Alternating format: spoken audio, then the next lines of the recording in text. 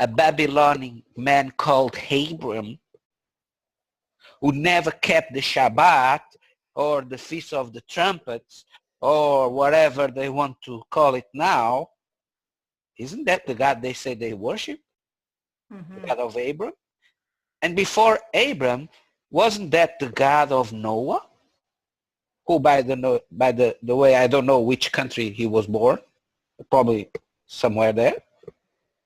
And before that, wasn't he the God of Adam, that, by the way, comes from Eden? So what's happening? Is Satan trying again to put God in a box, or I mean in a country, or in a lineage? He's not a God of anything. He's the God of all things. We should be in him and not try to put God in something. We should be worried in living our lives in him. And that's what Satan is trying to do again, using another trick, distracting. Look there. Don't look for yourself. You cannot trust in your heart. That's in the Bible. Well, but the Bible also says that the Spirit of God will change our hearts. And if you really are with God, that process is being done. You see? Look there. Don't look for you. You are not Israel. They are Israel. Keep the Shabbat. Keep this. Forget Christ. It's not enough. So it's just this. Let me read this. This is from Judaism 101 here. I don't know if you can say, you can't see it. But this is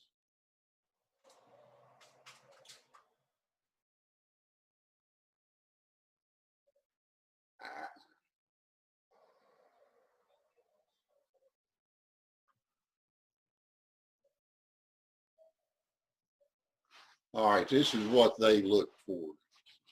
It says the Mashiach will be a great political leader descended from King David. The Mashiach is often referred to as Mashiach ben David, son of David. He will be well versed in Jewish law and observant of its commandments. He will be a charismatic leader, inspiring others to follow his example. He will be a great military leader who will win battles for Israel. He will be a great judge who makes righteous decisions. But above all, he will be a human being, not a god, demigod, or other supernatural being. So that's what they look for. It doesn't sound like you never saw in the writers, in the writings of those who walk with Christ, or even in Jesus' speeches, by himself saying he was the Mashiach they were waiting for. Because the story of the Mashiach, if you have different groups that wrote part of the Bible, you see they wait for different kind of Mashiachs. If you go to the Levites, they are waiting for a Levite, a new high priest. If you go to the political realm and the Pharisees, they are waiting the king. A new king comes from David. But Jesus only, and Jesus himself says, why do you say the Christ is the son of David? If even David tells him, the Lord said to my Lord, sit down in my right side until I defeat your enemies. And if he calls him Lord, why do you say that the Messiah or the Christ is his son? It seems that David, that Jesus is it's going far away from that notion, that kind of Mashiach they were waiting. Because the only title that you see Christ assuming is the Son of Man. That Elohim that is on the prophecy of Daniel with the Ancient of Days. That's the only title that Christ assumes. So even discussing argumenting about this kind of Mashiach discussion, it's a trap, because we are trying to follow their guidelines. They want us to go there to say that the Christ does not fit their own prerogatives that they were waiving by the prophets and the politicals and the expectations of Israel. Even the apostles had that expectation, asking Jesus, when will the Father reconstruct the kingdom of Israel? And what did they got from Jesus? Again, what do you have with that? It's not about that. Don't worry, that belongs to the Father. I have another thing for you. You will be my testimonies on other places, not in Jerusalem. Don't worry. So it seems that they are trying to, again, distract us with this kind of Mashiach. He's born from, he's from Bethlehem, he's from the David, he's from well, how could they accept Christ as the Mashiach if they say they come from the lineage of David, or if Christ, our Christ, was born from a virgin? He didn't have any human father, so he could not belong to any tribe, because the lineage comes from the Father, as you know. So in fact, that's Jesus never said, I am the Mashiach of the political ones. I am the Mashiach. No, he just said, I am the Son of Man. I am from above. I am from above and you are from down. Every time they try to, even the apostles, to make Jesus the Mashiach, he lived. He didn't want to be a king. Not the king of this world. He is the king of this world, but he comes to change this world, to bring this glory to the first glory. But they want a king again from Saul, like the king of the nations, to reconstruct the glory, the terrestrial glory. They are designing that kind of things. They are these kings. They are designing that kind of prophets. They are designing this kind of Mashiachs. Jesus did not came to do that as priority. That comes as a secondary thing when people becomes real Israelites, which means followers of the plan that God had produced now, not by Torahs, not by temples, not by holy mountains, but by the Spirit. They will never enter because they choose to be outside.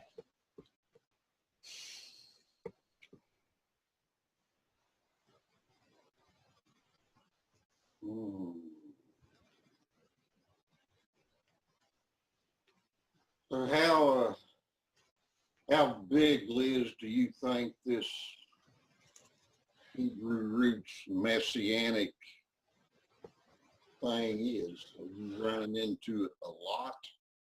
Yeah, it seems to be growing and spreading.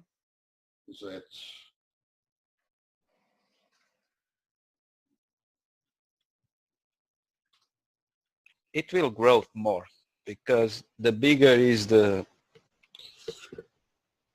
exhaustion or the disappointment of modern Christianity, institutional Christianity. Yeah. More and more people are leaving the churches and they're looking for something else. They don't go to someone. They are trying to go again to groups, to places. You see? Christ is never enough for them. It's too small. Too simple, I think. Too simple, too small. Why is it? Because they have the notion that they don't love Christ so much. You see, they were not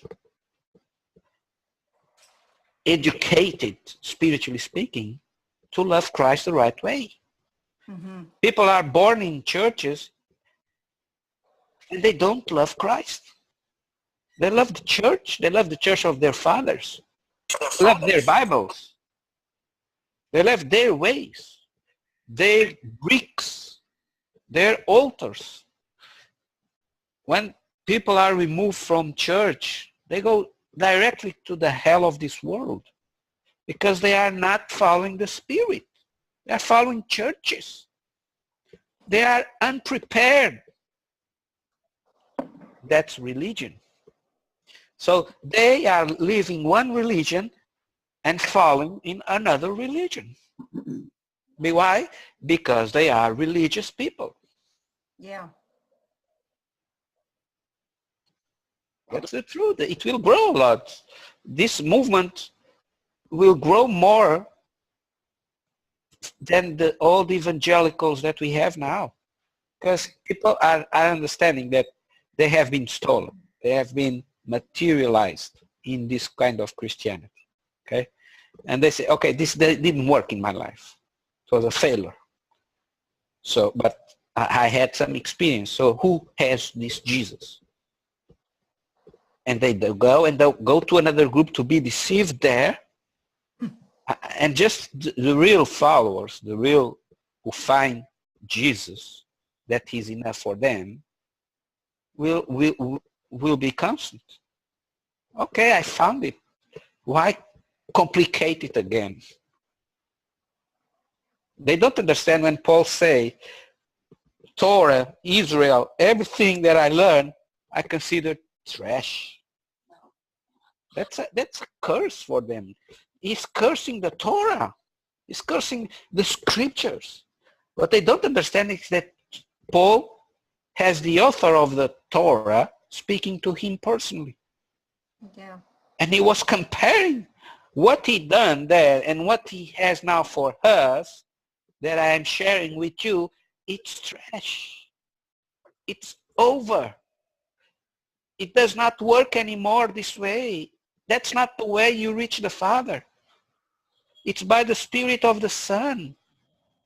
By focusing on Jesus Christ's example, teachings, words, testimonies. Oh no, I choose to focus in Israel. Some choose to be focused in the Pope. Some choose to follow Billy Graham. And others don't choose to follow nothing but their own arts. But even these are smarter than the other ones because religion does not give anything. Anything, just illusion. Okay? The worldly, it can give you some small pleasures that ends, okay, are illusions. But religion, it's the most miserable kind of life we can have. It takes your freedom, it takes your money, it takes your time, and gives you Nothing. An illusion, an emptiness. I heard a guy, I can't remember where I heard it. It was on some podcast I was listening to, but this man, and I think he was a black man, but he had become a true follower of Jesus, but he was talking and he used this term. He said, yeah, man, said, I knew church Jesus. Oh, referred to him as church Jesus. But I never knew this. I never knew the real Jesus. Right. And I can say that too, my 20 years of church. Yeah, I knew church Jesus. The question is that he knew you, you see? He knew you that you were worthy to know him. And when you had the chance, you did not waste your chance. You give the right value to that revelation and that freedom. You consider trash, as you just said now, that life of church Jesus. But it took you to here, okay? But now you can compare it. It's trash compared what I have now. And you are not being an enemy of them. You are just simply saying the truth. God reserved the last wine, the best wine for my end. That's my reward. But for them, you become an enemy. You are simply saying what they are living and producing, it's trash. Why? And why are they offended? Because they never reached your stature. They didn't receive the same offering with the same heart. They were stuck on their egos there, on their titles, on their easy life with the money of others, and they didn't give the right value to the simplicity of Christ. And basically they don't give because they know they will lose the privilege of religion, like Paul lost, like you lost. You could not be there and being the herb that you are now. You see? You would be die for this, or you would be dying there. So it's a war. It's a remnant. When people start focusing the feast of this, the Shabbat, now, and I say this with so much sadness. I don't know if you guys know who is really William Schnoebelen, Bill Schnoebelen, but it's a guy that has been already in his walk a Satanist, a Mormon, a priest in the Catholic Church. Basically, he ran all the corners, okay? He gave the all around. And finally, he came to find Jesus. He lived the Mormonism. And now, he is one of these Messianic Hebrew lovers of Israel. And basically, his life, his testimony, allowed me to see the reality of the deception. Because this man, he says now, basically, I was saved in the name of Jesus. But now, God used Jesus and all this experiencing the dark side to bring me to this realization. I was saved in the name of Jesus. I accept the Lord. And now that he's on this Hebrew Messianic way of life, keeping the Shabbat and using the kippah, and that basically he's living as a Jew. He says, but the name of Jesus himself, it's an egregore, which means a demon. Because his name is Yeshua. So basically what he's saying now, that he was saved in the name of a demon. You see the danger? You see the danger? This guy walked all the hell with demons. He took a path on magic and Satanism that he had to choose on a degree to be a werewolf, to learn to metamorphose in a werewolf, or a vampire. Basically, he said he chose to become a vampire to reach the high levels of Satanism. So basically he was living in the night, sleeping in the day, drinking blood. That was his state when the Lord found him, okay? Then he became a Mormon, he became a Freemason. He started, the last church he was until he comes to serve Christ. And he has a lot of good material of these times, okay? You can see in YouTube, Lucifer Dethroned. That's a book he wrote. It's very good. And suddenly in some few years, basically because he was broken, he didn't have enough money, he associated with these Messianic infiltrated guys with money. So that basically are founding their ministry. So suddenly becomes a lover of Israel. And for my sadness, when he goes to that interview with Rob Skiba in some of his shows, and by the way, Rob Skiba is also on that Torah movement now. I see this guy saying that the name of Jesus, that in the same poem he says he was saved. Basically, it's a demon because his name was Yeshua. Okay. Now, this guy, he is on 70s, I guess. I can only pray for him because now he's being used again with much more subtleness to deceive people.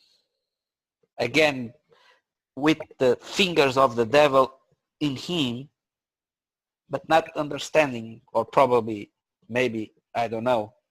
I don't want to believe that he is discerning that he is what he is being, that he has been played again by the devil. He's denying his own salvation. It was saved in the name of Jesus, but no, it was a demon.